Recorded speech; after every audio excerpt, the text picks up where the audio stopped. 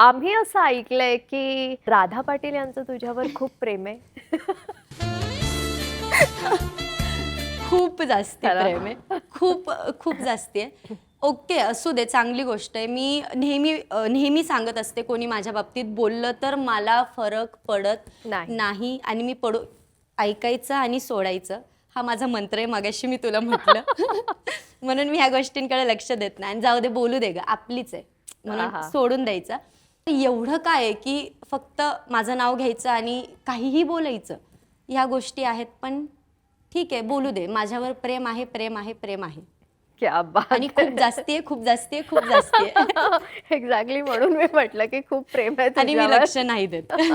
आत्ता मला एवढे लोक बोलतात वगैरे, ट्रोल करतात, काय काय काय काय होतं. त्याच्या खाली जे लोकांचे जे कमेंट्स असतात ना, म्हणजे जे माझ्यावर प्रेम करतात, त्या लोकांनी म्हणजे मी उत्तर देण्याच्या अगोदर उत्तर तिथं खाली सगळ्यांनी दिलेले असतात.